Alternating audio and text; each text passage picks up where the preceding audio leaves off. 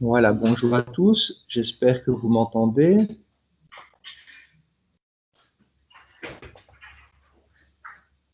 Voilà, je regarde qui est là.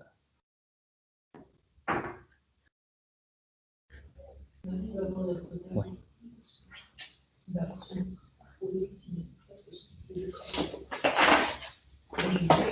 Bon, je pense que tout va bien, je prépare mon PowerPoint, voilà, très bien.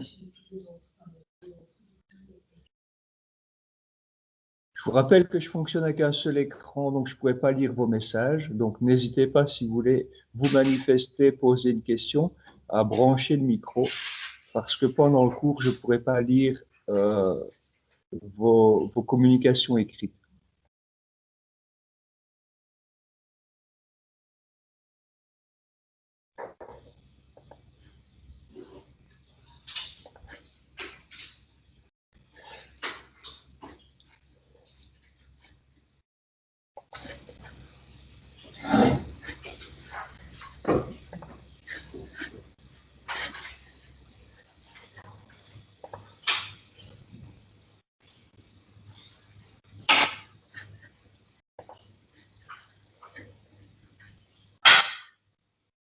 Oui, tout est ouvert, donc c'est parfait. Je crois qu'on va pouvoir bientôt commencer. Je vais vous inviter donc à prendre vos notes de cours. On va terminer le chapitre sur les germes et leur transmission. Donc, je vais vous inviter à prendre votre cours donc à la page des virus. Donc, je l'ai ici.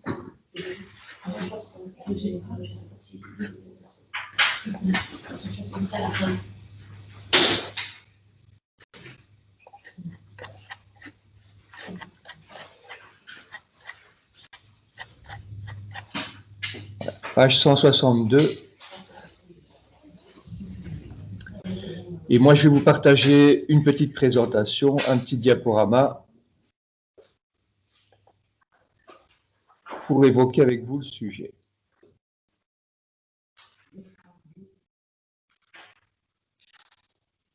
Voilà, a priori, vous devriez avoir devant vous le diaporama avec différents types de virus.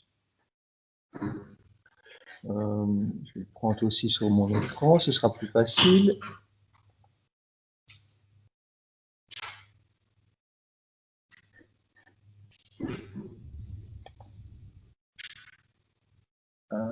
C'est un petit peu compliqué.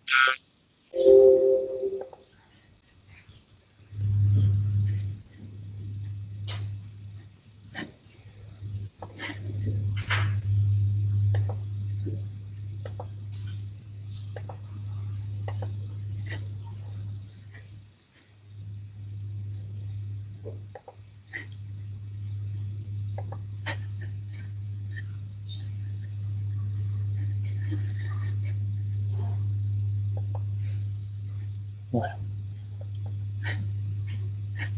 Je pense qu'on finira par y arriver.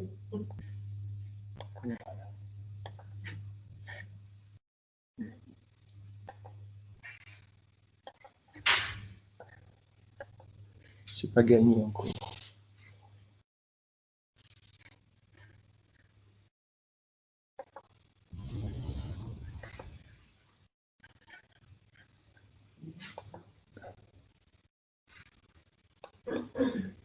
Ouais, c'est compliqué, ça fonctionne pas bien, mais vous voyez ici donc le cycle de réplication du virus. Donc, ce qu'il est important de bien comprendre, c'est que le virus en lui-même n'a pas d'existence réelle, de vie réelle, dans le sens où il ne peut pas se reproduire. Donc, ce qui va faire les caractéristiques d'un organisme vivant, ce sont ses capacités à se reproduire. Ici, le virus va avoir besoin de rentrer à l'intérieur de la cellule et il va avoir besoin de la cellule pour pouvoir se dupliquer. Mais s'il n'y a pas de matière vivante, le virus en lui-même est totalement inerte et n'a pas cette capacité à se reproduire. Alors, c'est une particule qui est beaucoup plus petite que la bactérie que nous avons vue la fois passée. Et c'est un petit peu ce qui va faire cette caractéristique. Alors, d'un point de vue de la symbolique et de la dimension de ce que c'est qu'un virus, ben, un virus, c'est avant tout, puis si ce n'est pas un organisme vivant, c'est quoi? Ben, c'est avant tout une information. Alors, nous vivons dans un monde qui est hyper matérialiste et où même certains gens, certaines personnes qui ont quand même une certaine culture, qui sont brillants, mais qui ont une culture académique, pensent que c'est la matière qui crée l'information, que c'est le cerveau qui crée la pensée, etc. C'est une vision qui est terriblement matérialiste, mais quand on s'intéresse un petit peu à l'évolution, à la physique, à la biologie et à la dimension quantique ou cybernétique en tout cas, on se rend compte que la forme est importante, est intéressante, mais ce qui est important, c'est ce qu'il y a dans la forme. Et étymologiquement, information, in c'est dans, donc l'information, c'est ce qu'il y a dans la forme. Et donc, il y a une autre vision des choses qui affirme que c'est en fait non pas l'organe qui crée la fonction, mais la fonction qui crée l'organe. Donc, quand on regarde l'évolution de la vie sur Terre, on voit que dans les petits vers, etc., les liquides circulent bien avant que le cœur n'apparaisse. Et c'est parce que les liquides circulent que le cœur est nécessaire et qu'il apparaît. C'est la fonction qui préexiste à l'organe. L'organe n'a de sens que si la fonction existe. À quoi ça sert d'avoir un cerveau si la pensée n'existe pas? C'est parce que la pensée est préexistante que le cerveau devient nécessaire, devient utile, et que la vie va mettre en place le cerveau. Même chose pour le cœur, pour la circulation, et même chose dans la vie de tous les jours. Si on crée des appareils, des téléviseurs, c'est parce qu'il y a des chaînes qui émettent. S'il n'y avait rien qui était émis, ça ne servirait à rien de construire des récepteurs. Donc l'émission précède la réception, bien sûr. Et on a la même chose. Donc, dans cette vision de l'évolution, l'information va jouer un rôle très, très important. Et quand on regarde l'évolution de la vie sur Terre et qu'on se penche sur les travaux de Darwin, on voit que la vie est apparue sous forme de bactéries, qu'elle a progressivement évolué. Mais qu'est-ce qui fait évoluer les choses? Pourquoi la vie va-t-elle évoluer? Il faut des accidents, il faut des malformations. Alors, les malformations, elles peuvent être dues à quoi? À un coup de tonnerre, à de l'électricité, à une décharge, à de la radioactivité, etc. Mais la principale source d'altération du génome, c'est le virus. C'est le virus qui va modifier le génome. Et après, vous avez dans le darwinisme une sélection naturelle, et donc toutes les transformations néfastes disparaissent d'elles-mêmes, et toutes les transformations positives sont sélectionnées et sont gardées et conservées. Donc, quand on raisonne comme ça, le virus, c'est quoi? C'est le moteur de l'évolution. Donc, quand on veut vacciner contre le coronavirus, c'est une humanité infantile qui n'a pas envie de changer, qui n'a pas envie d'évoluer, qui n'a pas envie de s'adapter, qui reste ankylosée, enquistée, qui se croit adulte, mature, etc. Mais l'humanité est très, très loin d'avoir atteint sa maturité. On se prend pour des grands, pour des adultes, pour les maîtres du monde, etc. Mais l'humanité, on est encore au début de l'adolescence, dans cette crise d'adolescence qui l'a fait se révolter contre ses parents. Ses parents, c'est quoi? C'est la terre que l'homme détruit, que l'homme pollue, que l'homme salit, etc. Et puis ce sont ses origines, les virus, les bactéries, c'est de là que nous venons, ce sont nos parents. Et donc voilà comment on se comporte vis-à-vis de nos parents. hein, à grands coups de détol, d'antibiotiques, etc., etc. Donc, il y a une autre vision donc du virus. Et d'ailleurs, quand on a des enfants, on sait bien que à chaque infection virale, quand il y a eu de la fièvre, quand il y a eu une grippe, quand il y a eu un épisode viral, etc. Après ces épisodes infectieux, les enfants font un bond dans l'apprentissage, dans l'acquisition de la parole, dans l'acquisition des praxis, dans l'habilité à monter les puzzles, etc. Peu importe. Mais à chaque grande poussée virale, c'est un progrès. Alors si on vaccine, ok, très bien, mais il y a combien de virus sur Terre? C'est inimaginable. On a 10 fois plus de virus que de bactéries dans l'intestin. Alors, on va prendre quoi, 20 000 vaccins par personne? Je ne sais pas. Alors, où s'arrête-t-on et où commence-t-on? Et puis, si on voit que les enfants font de progrès à chaque infection virale et qu'ils sont en train de construire leur identité, savoir qui c'est moi, qui c'est le soi, qui c'est le non-soi, qui apprend à se défendre, etc., qui fait des progrès dans son apprentissage, ben, si on empêche ça, ben, on aura des enfants qui ont été impactés dans leur développement et qui n'auront pas une bonne identité du soi et du non-soi. Et quand on ne sait pas, quand on n'a pas une connaissance du soi fort, ben, on est faible. Et donc, si on n'a pas une opinion forte et un sens de l'autonomie, de la liberté, etc., ben, on est beaucoup plus facilement malléable et on va accepter un petit peu ben, je vais dire, l'autorité, les informations qui viennent de l'extérieur, des médias, de la presse, etc. Donc, vous voyez, c'est toute une autre façon de voir et de concevoir le monde viral. Mais il y a une chose de sûr, c'est qu'il faut prendre un peu de recul et on ne peut pas confier aux seuls épidémiologistes cette conception de savoir ce que c'est qu'un virus, à quoi ça sert, etc. Ces virus sont tellement nombreux que quand on a un virus pathogène, euh, à côté de ça, on a 1 milliard de virus qui ne sont pas pathogènes et qui sont bénéfiques. Les virus régulent notre flore intestinale.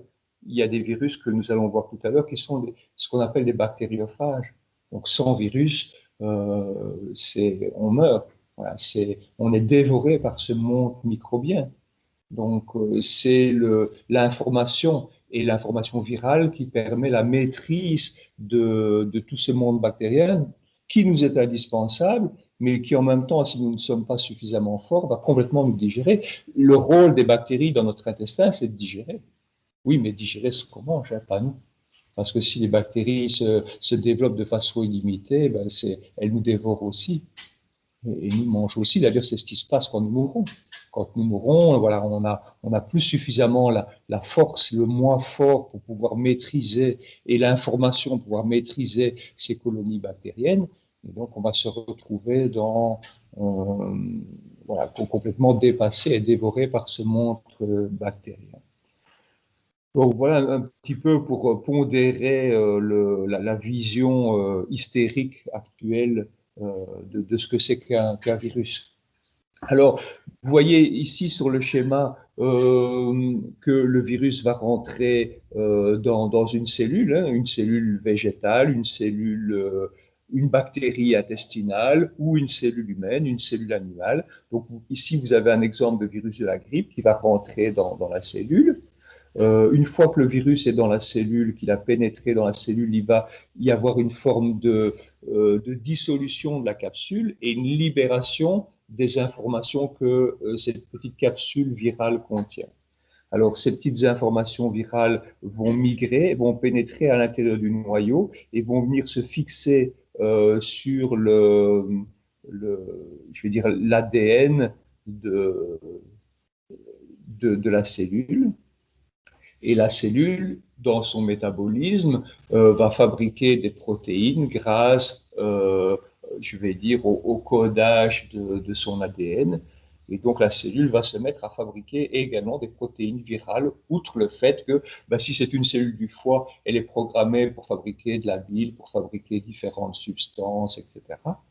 Et en plus de faire son travail métabolique habituelles, elles vont fabriquer des protéines virales qui vont se réassembler pour reformer de nouveaux virus. Ces nouveaux virus qui vont être libérés vers l'extérieur. Voilà un petit peu tout le cycle vital je vais montrer à l'écran, tout le cycle vital du virus. Donc, il rentre dans la cellule. Une fois qu'il est dans la cellule, il y a une liste de ses capsides et de son enveloppe avec du matériel qui est libéré, dont ces fameuses protéines d'ADN ou d'ARN, cette information virale. Cette information virale va rentrer dans le noyau et le noyau va fabriquer de nouvelles protéines virales qui vont sortir du noyau, qui vont se réassembler dans le cytosol et puis qui vont être libérées par la cellule vers l'extérieur. Ça, c'est le cycle. Voilà, c'est le cycle de la vie, c'est le cycle normal du métabolisme viral. Alors, les huiles essentielles vont être actifs comment? Elles vont surtout être actifs en dehors de la cellule. C'est à ce moment-ci, que les huiles essentielles vont pouvoir être actives parce qu'elles vont pouvoir dissoudre ces capsides et ces enveloppes qui entourent le matériel génétique du virus et pouvoir le détruire. À partir du moment où le virus est à l'intérieur de la cellule, il n'y a pas grand-chose à faire, si ce n'est que le système immunitaire va, à ce moment-là, détruire la cellule infectée pour l'empêcher de reproduire l'information et le virus. Donc, quand on a une hépatite et que le virus est rentré à l'intérieur de la cellule, donc je vous passe les détails, mais sur l'enveloppe de la cellule, vous avez une espèce de passeport, de passeport sanitaire ou de passeport vaccinal. Et le système immunitaire reconnaît le passeport et ne détruit pas les cellules du foie, mais va détruire les indésirables, les bactéries, etc. Par contre, quand il y a un virus qui modifie l'ADN à l'intérieur de cette cellule, quand la cellule est contaminée par un virus, la présence du virus est marquée sur le passeport et du coup, le système immunitaire va détruire, par ce qu'on appelle l'apoptose, va détruire cette cellule hépatique. Donc, si on a 30 ou 40% des cellules du foie qui sont contaminées par un virus, le système immunitaire va détruire 30 à 40% du foie, de l'organe. Et l'organe va devoir mettre un certain temps à se régénérer, se reconstituer, etc. Voilà un petit peu comment ça fonctionne. Alors là, je suis désolé, mais ce diaporama est compliqué.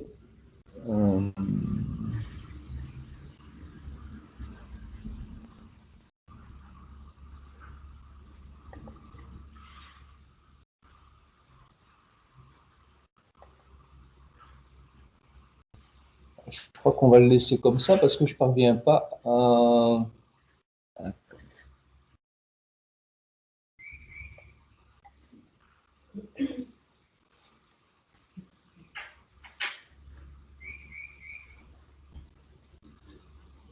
On va faire une dernière tentative.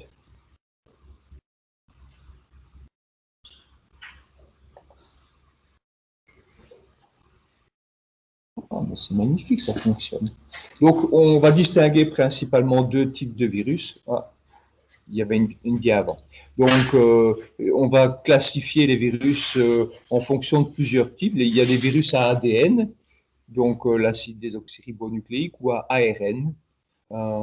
Et puis, vous avez des virus à simple brin d'ADN et des virus à double brin d'ADN. Voilà un petit peu ce qui va permettre de classer les différents virus. Alors, on a l'adénovirus, responsable de certaines affections, des conjonctivites, des pharyngites, etc. Vous avez le virus de l'hépatite, le papillomavirus, responsable de cancers génitaux. Vous avez le virus de l'Ebola, vous avez le virus de la grippe, le virus du sida, des rotavirus. Et puis le dernier, c'est un virus qui est bactériophage. Donc, c'est ces fameux virus qui permettent de tuer les bactéries. C'est celui qui ressemble à un petit engin spatial comme ça, ici au fond à droite. Alors, ce qui est très intéressant, c'est que ces bactériophages vont peut-être sauver l'humanité parce qu'on arrive à vraiment au bout de l'antibiothérapie. On a une résistance de plus en plus importante d'un nombre de germes virulents par rapport aux antibiotiques. Et donc, il est probable que d'ici 15-20 ans, les antibiotiques soient devenus totalement inefficaces. Et donc, ça pourrait être le début de la disparition de l'humanité. Et donc, il existe des possibilités, des alternatives, et notamment l'utilisation de bactériophages. Les Russes et les pays de l'Est sont très à l'avance par rapport à nous. Je pense à la Géorgie sur ce type de technique. Et donc, il est possible d'ingérer ou d'inoculer des virus dans l'organisme qui ne s'attaquent absolument pas aux cellules humaines, qui ne s'attaquent qu'à la bactérie pathogène. Et donc, ça permet d'avoir vraiment une action très ciblée sur la bactérie et sans effet néfaste pour l'organisme. Je vous dis, en Géorgie et en Russie, ce sont des techniques qui sont vraiment très, très développées et qui ont déjà sauvé des personnes qui devaient être amputées suite à un MRSA, par exemple, qui étaient condamnés, ils avaient perdu leurs membres, une jambe, etc. Et puis, grâce à ces techniques de bactériophages, on pu sauver le membre et récupérer. Ce sont des bactéries qui ont été modifiées. Ce sont des virus. Ah, ce sont des virus qui existent. C'est un virus qui s'attaque et qui détruit la bactérie. Chaque virus, c'est un petit peu comme des insectes qui sont à la fin de l'évolution et qui ne peuvent se nourrir que d'une seule fleur, ou des fleurs qui ne peuvent être fécondées que par un type d'insecte bien particulier. Et si l'insecte disparaît, la plante disparaît avec l'insecte. C'est le cas déjà de la vanille. Une orchidée comme la vanille, elle a besoin d'une mouche très précise pour être fécondée. Et quand il n'y a pas, ce sont des hommes avec un pinceau qui viennent féconder les fleurs pour qu'on puisse avoir des gousses de vanille.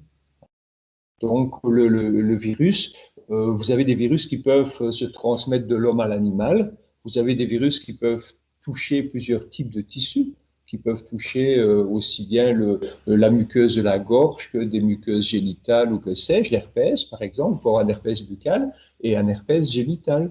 Mais vous avez des virus qui sont très spécifiques d'un seul type de cellule et d'un seul type d'organe. Voilà. Donc, et il existe parmi ces milliards de virus différents qui est disponibles sur Terre, il existe des virus qui s'attaquent et qui tuent juste une cellule bactérienne et pas d'autres bactéries. Donc, ça ne nuit pas au microbiote, ça ne tue pas toutes les bactéries, ça s'attaque juste à cette bactérie-là. Et d'où de nombreuses recherches qui sont faites sur le sujet. En faisant vous la différence entre l'ADN et l'ARN, c'est quoi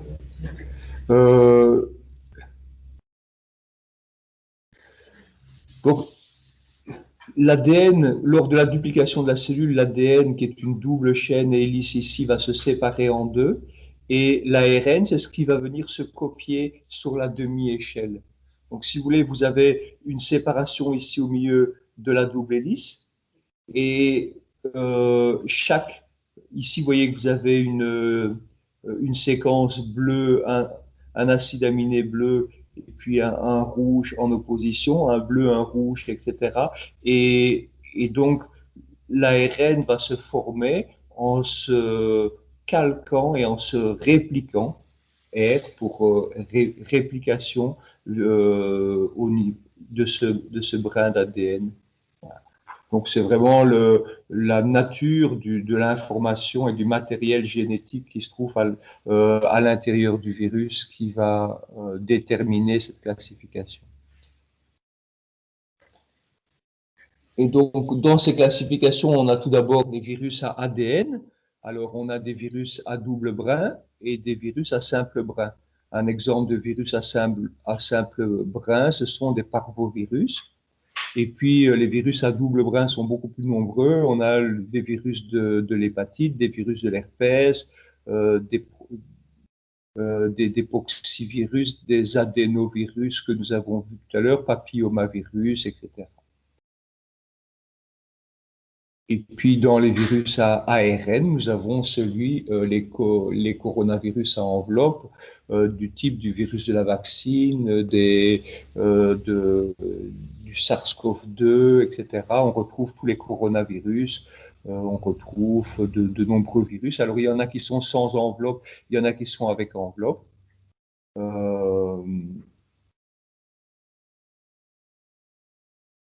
Et donc, vous avez ici la liste de toutes les classes de virus que l'on peut retrouver. Alors, au niveau, nous, ce qui va nous intéresser, donc, c'est les moyens d'action avec les huiles essentielles, bien sûr.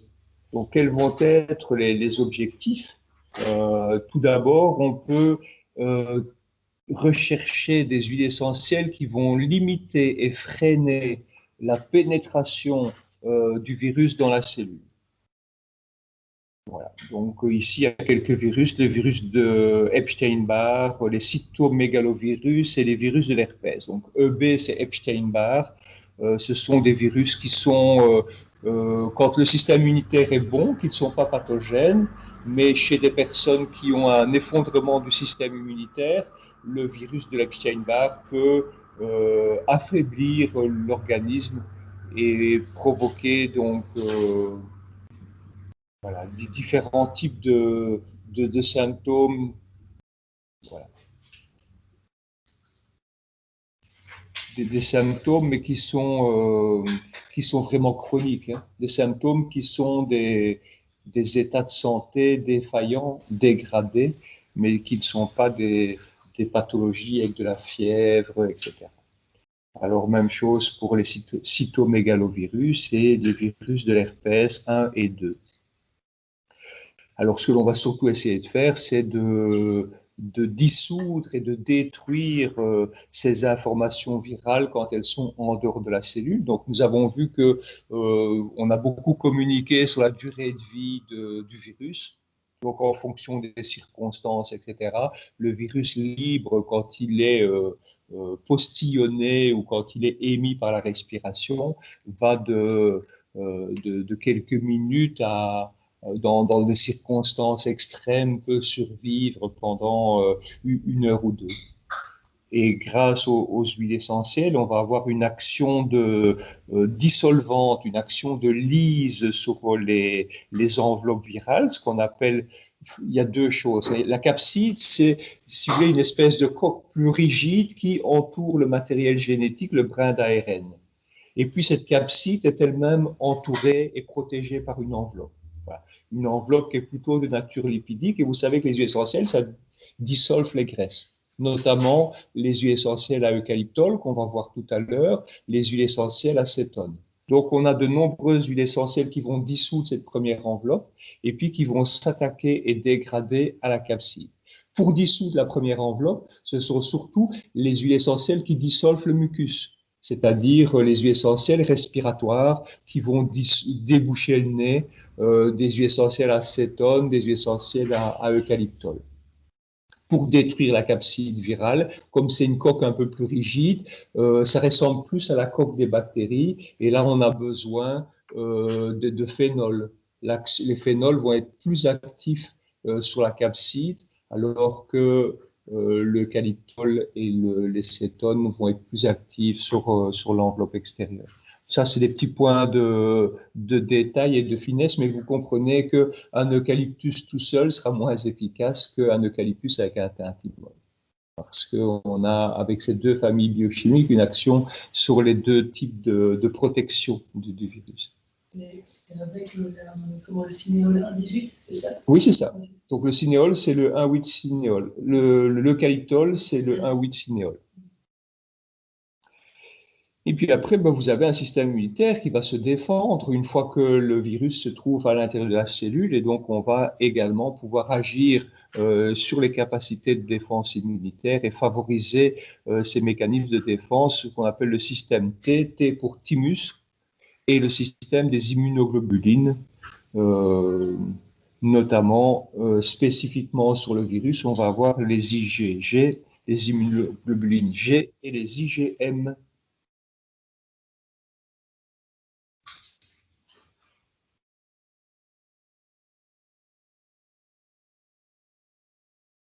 Donc la bibliographie nous montre que les huiles essentielles sont plus efficaces sur les virus à ADN et à capsid que sur des virus nus. Donc vous voyez que ce qui permet vraiment de dégrader le virus, c'est l'agressivité que l'huile essentielle va avoir sur l'enveloppe. Quand le virus est nu comme le virus de l'hépatite, les huiles essentielles sont un peu moins efficaces que sur un virus de l'herpès, par exemple, où là, elles sont très efficaces. Alors, les études scientifiques in silico, in vitro, sont limitées et ne permettent pas de rendre compte de tous les effets cliniques et thérapeutiques que l'on peut observer en pratique. Donc, il y a des mécanismes d'action indirects qui passent par le système immunitaire et qui n'agissent pas directement sur le virus, parce que in vitro, on n'a pas un système immunitaire complet. On a juste quelques cellules et des virus. Donc, on peut faire certaines études in silico, mais on n'a pas toutes les observations que l'on peut faire en clinique. Et donc, il y a des mécanismes d'action qui nous échappent à cause de ça.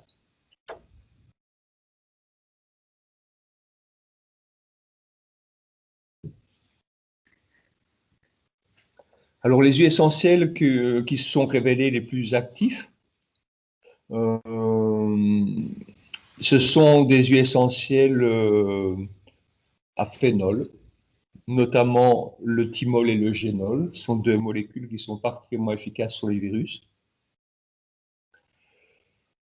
Les monoterpénols sont efficaces également, notamment nous avons pas mal d'études sur le terpinéol 4. Dans quelle huile essentielle trouvons-nous le terpinéol 4? On en a étudié 2 cette année. Vraiment au hasard, je suis plus sûre de la marjolaine à coquille. Marjolaine à coquille, oui. Et le titri. Titri et marjolaine à coquille, même actif majoritaire, terpinéol 4. Ou terpinène 4-ol. Terpinène 4-ol nous indique sur quel carbone se trouve le ol. Donc, sur terpinène 4-ol, on sait que l'alcool est sur le 4e carbone. Alors que des terpinéols, il y en a plusieurs parce que le ol peut se mettre sur tous les carbones du terpinène. Et c'est chaque fois un terpinéol. Vous comprenez? Donc voilà, ça c'est un petit détail chimique, une petite révision. Le 1,8-cinéol va être particulièrement actif, je l'ai déjà évoqué. Les aldéhydes que nous avons rencontrés dans le lemongrass et dans l'eucalyptus citronné, donc le géranial, le néral, ce sont les citrales.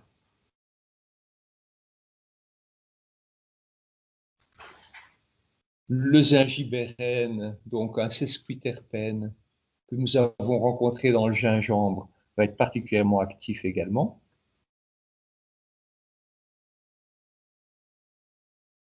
Et puis il y a 2 molécules qui ont été mises en avant, surtout à Madagascar. Vous avez peut-être vu dans la presse le président malgache qui énerve un petit peu la communauté internationale en ne se précipitant pas à acheter des vaccins et en privilégiant l'utilisation de boissons bio à base d'Artemisia annua.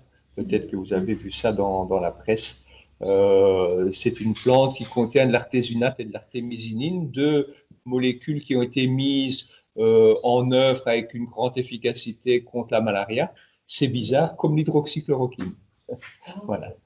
Et donc, on a d'excellents résultats aussi au niveau viral. Alors, un exemple de formule très complète pour lutter contre les virus.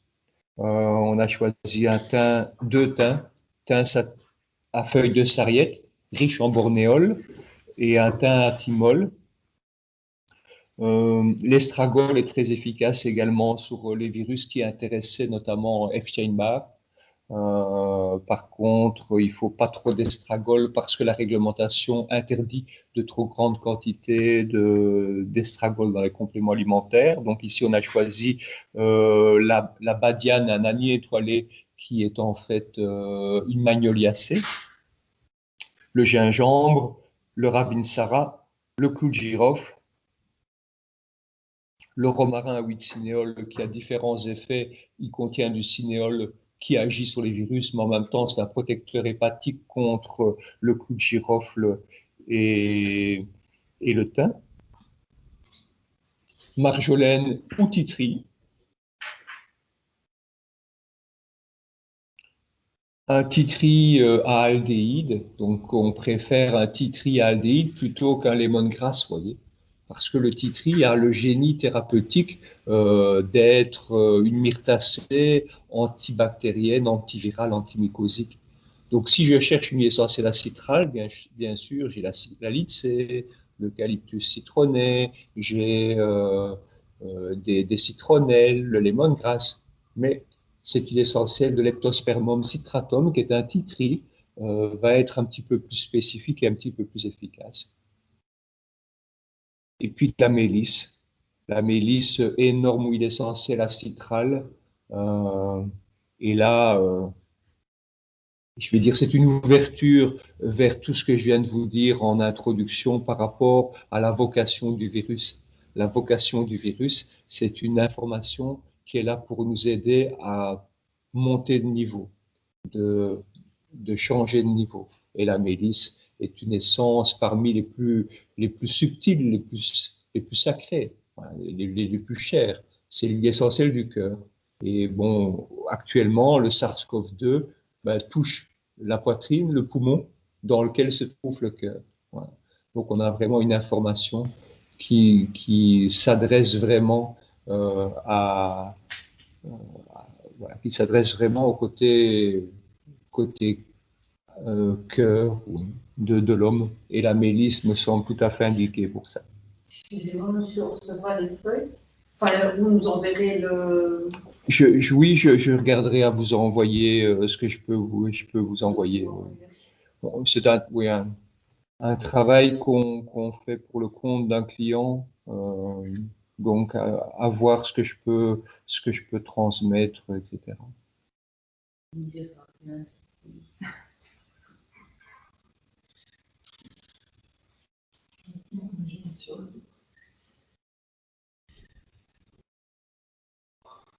Oui, donc par rapport aux problèmes qui nous étaient soumis, on a toute une liste de principes actifs qui sont efficaces sur les virus. On a une liste d'huiles essentielles qui contiennent ces principes actifs-là.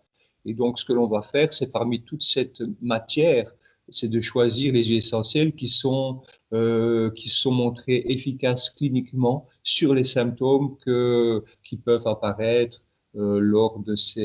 chez ces patients qui sont voilà, qui sont retrouvés envahis par ce type de virus et qui ont un effondrement immunitaire. Et d'autre part, il y a des associations qui sont très positives, qui ont montré des effets synergistes très importants. Et donc, quand on a le choix entre plusieurs huiles essentielles, on essaye d'harmoniser le choix des huiles essentielles en fonction des bonnes et des mauvaises synergies qui peuvent se produire. Et là, on vise notamment la réponse des lymphocytes T, avec notamment les thym qui vont être très efficaces là-dessus. Je vous rappelle, lymphocyte T, le T vient du thymus, la glande thymique, et en même temps, thymus, c'est vraiment la plante qui est adaptée à ce type d'immunité. Et puis, quand des cellules ont été envahies par ces virus, la cellule est détruite par l'apoptose. Et une cellule détruite, c'est quoi? Ce sont des déchets. C'est plein de déchets résiduels, des métabolites qu'il faut intracellulaires, des exosomes, etc., qu'il faut évacuer vers les portes de sortie. Et vous savez, il suffit de voir la couleur des urines quand on a la grippe. On se rend compte qu'il y a des cellules qui sont détruites. Et ces cellules, elles sont éliminées par les urines, donc les urines sont brunes, elles sont foncées, etc. Donc, il faut vraiment penser à ça et aider l'organisme à évacuer ces déchets métaboliques.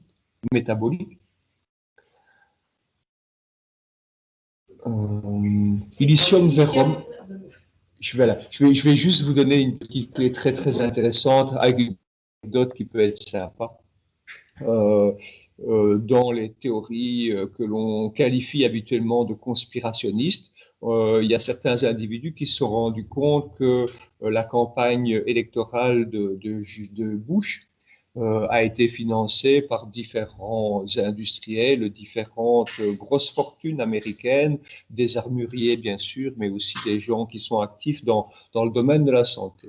Et il se fait que bien longtemps avant, lors de la campagne électorale, un des sponsors de George Bush a acheté à peu près, a racheté de très nombreuses unités de production d'une plante qui produit l'huile essentielle, c'est la mie étoilée, Illicium verum, que nous avons utilisé dans cette formule.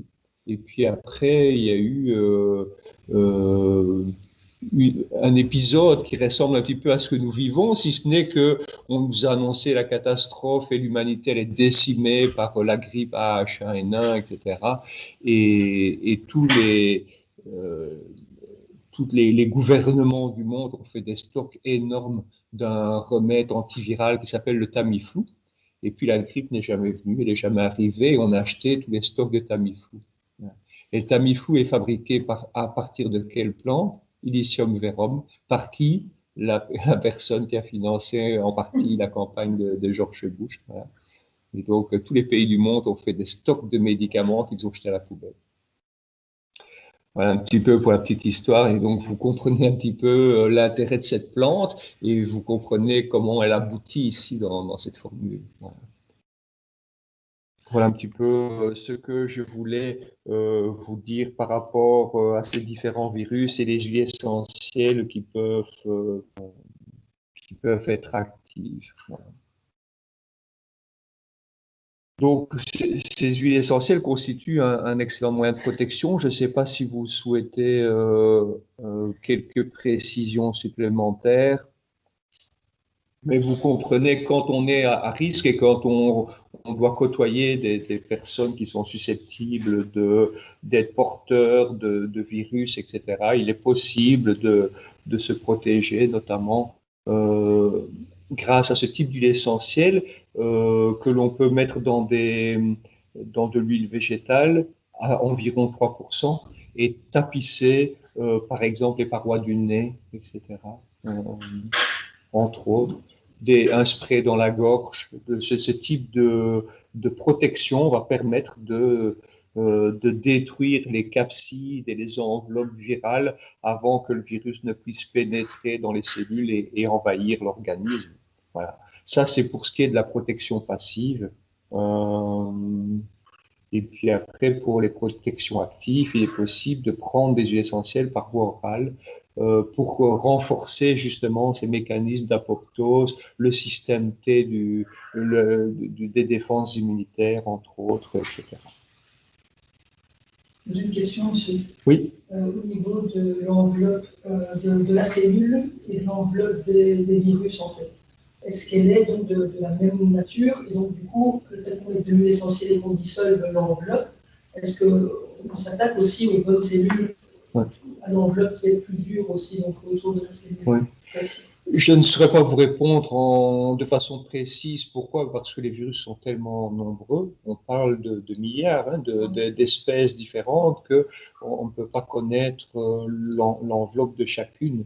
Il faut comprendre qu'on a affaire à des organismes qui sont infiniment plus petits que la cellule. Vous avez vu la cellule, la bactérie qui est 10 fois plus petite et le virus qui est 10, 100 fois plus petit qu'une bactérie.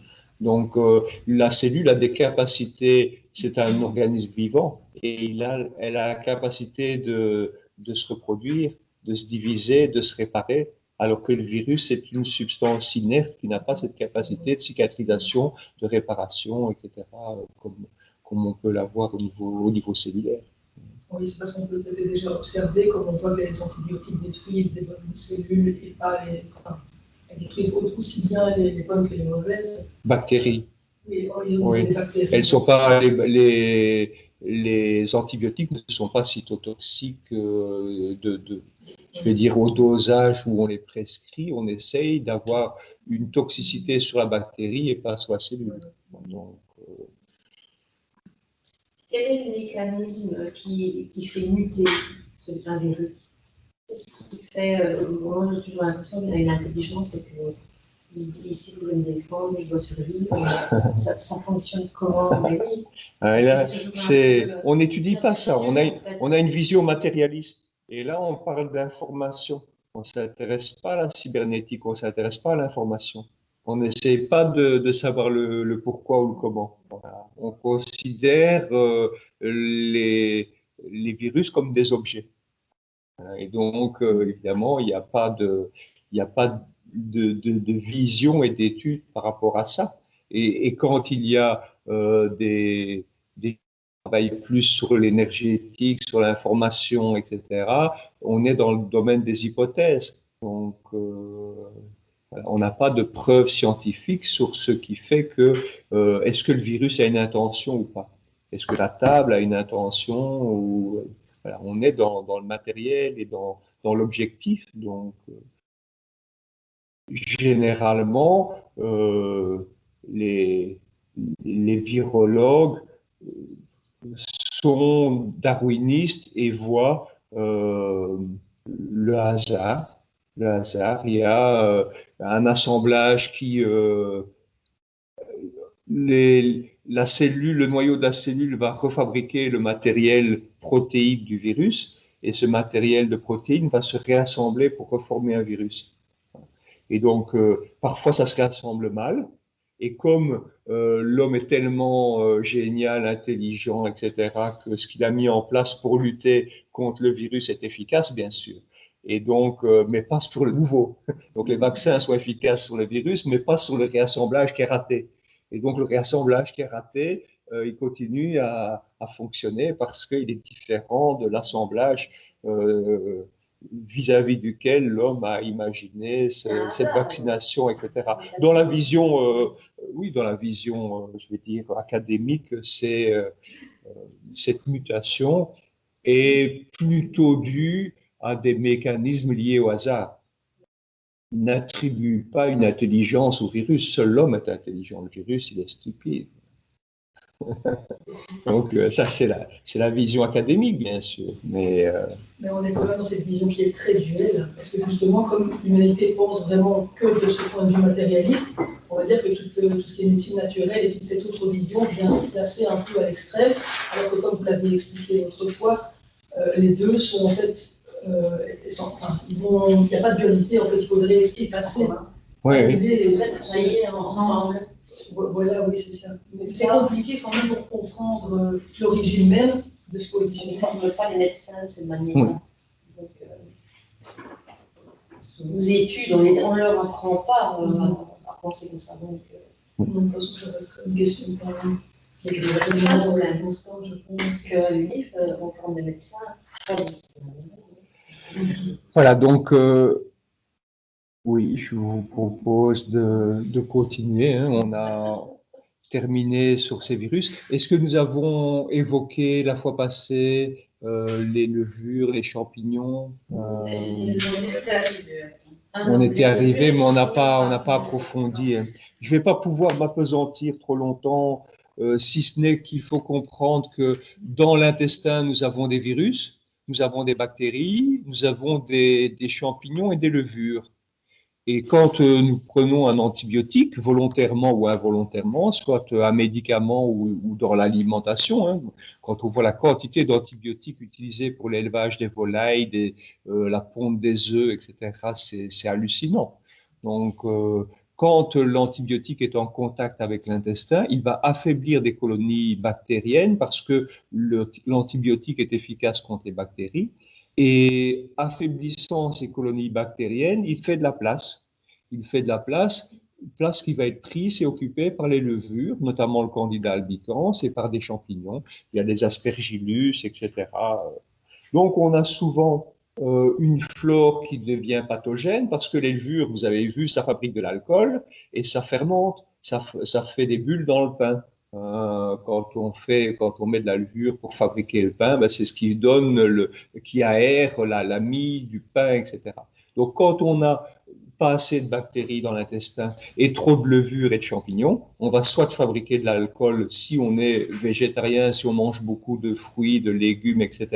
Et on peut faire une hépatite alcoolique sans même boire une goutte d'alcool. Ou alors, on va faire des fermentations, avoir des gaz intestinaux, des ballonnements, et ces fermentations vont irriter la paroi de l'intestin, provoquer une inflammation, et on aura des pathologies comme l'intestin irritable, le côlon spasmodique, le leaky gut syndrome, qui est un intestin poreux, donc qui est troué comme une passoire et qui laisse rentrer à l'intérieur de l'organisme des germes, des bactéries, etc.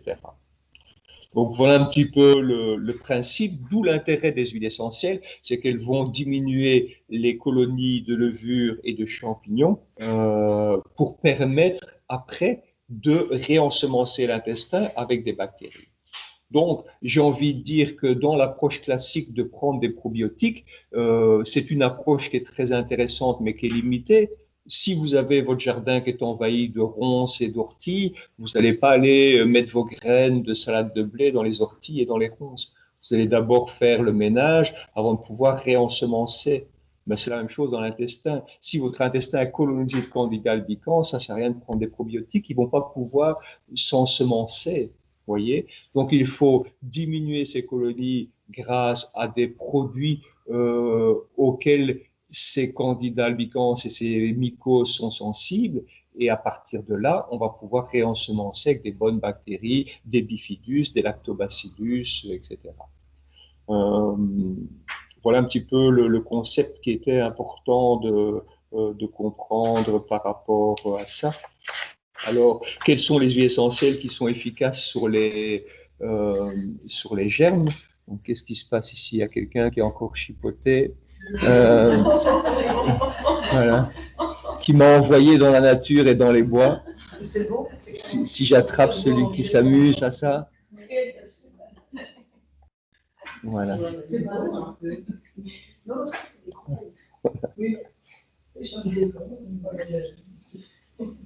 Donc, je vais peut-être partager le syllabus, voilà.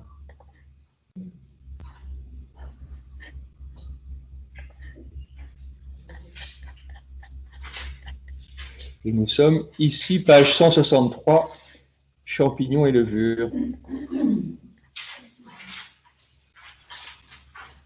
Donc, il y a différentes pathologies, bien sûr. Là, on parle de l'intestin, mais il y a bien sûr les mycoses au niveau du pied, au niveau des ongles, des champignons qui sont responsables de pathologies qui vont toucher à la pigmentation, le pityriasis versicolore, entre autres, etc. Donc, il y a de nombreuses infections à levure et à champignons possibles. Quels sont les huiles essentielles les plus efficaces? Vous avez les titris, donc le titri classique que nous connaissons et le manuka. Probablement avec le géranium et le palmarosa, les toutes grandes huiles essentielles sans phénol qui sont efficaces sur les candidats et les champignons. Et puis l'association cannelle-girofle, très efficace également. On n'oublie pas les aldéhydes qui sont efficaces sur les champignons, mais qui en plus vont diminuer les démangeaisons. Parce que sur de nombreuses pathologies fongiques, on va avoir de la chaleur, des brûlures et des démangeaisons importantes. Et donc, dans ces indications, l'eucalyptus citriodora est très intéressant pour son côté antiprurigineux et en même temps des propriétés antimycosiques. Eucalyptus, quoi, s'il vous plaît? Citriodora, aldéhyde.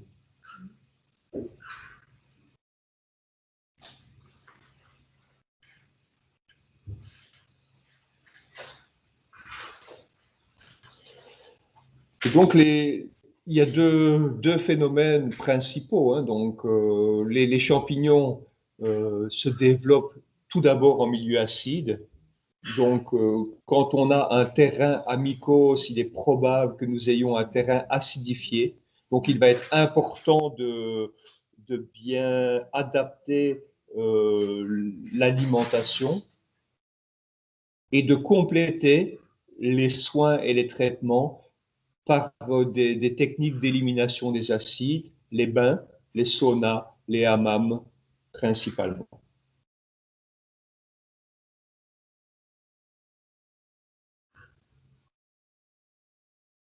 À côté de ça, on a une surutilisation d'antibiotiques. La meilleure protection contre les champignons et les candidats, ce sont les bactéries. Donc tout ce qui est détol, etc., va faire le lit des mycoses, des champignons, etc.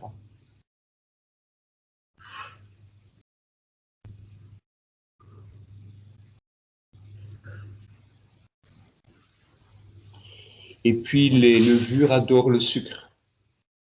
Les levures, c'est ce qui fait fermenter la bière, c'est ce qui fait fermenter le pain.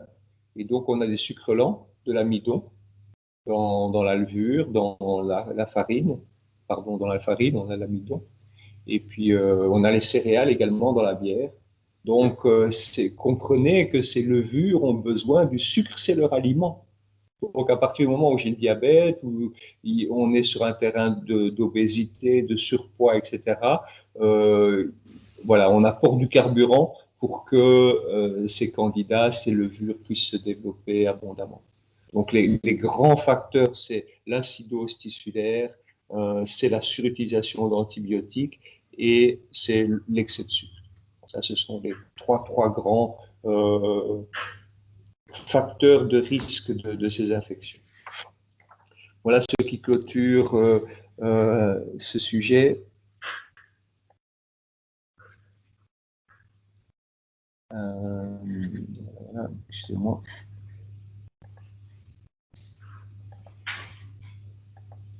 Je reprends l'écran et pour la suite, je vais vous partager un autre diaporama.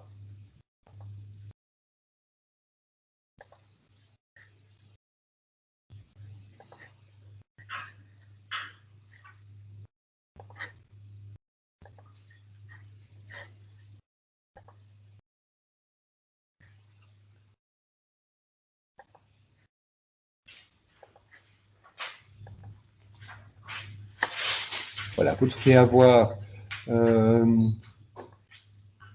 à l'écran, j'espère que ça passe bien chez vous, mais vous devriez avoir aussi à distance une molécule.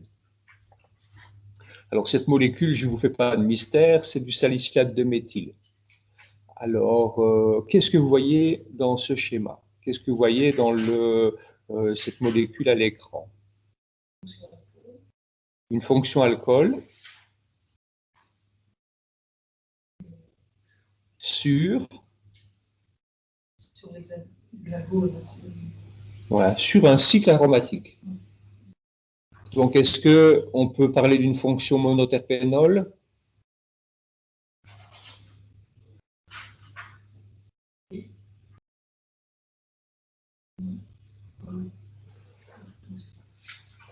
Donc, c'est une fonction phénol.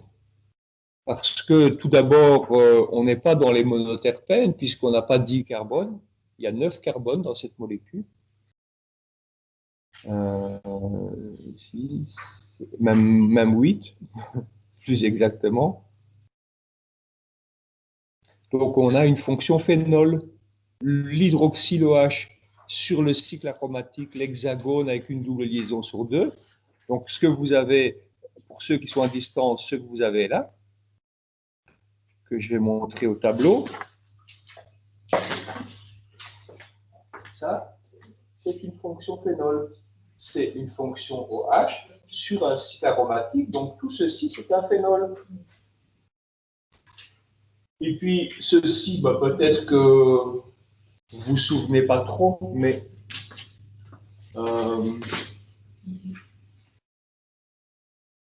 si je mets un OH là, j'ai l'acide salicylique, j'ai une fonction acide. Donc j'ai sur le dernier carbone une double liaison oxygène et une liaison OH. Donc si j'ai un H ici, j'ai une fonction acide et c'est l'acide salicylique qu'on retrouve dans salix. Salix, c'est le nom latin de le saule. Voilà. cet acide salicylique a formé une fonction ester avec un CH3 avec une fonction alcool. Donc c'était de l'éthanol.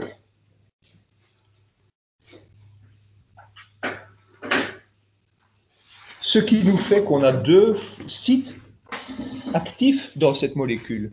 Donc on a classé généralement nos molécules en fonction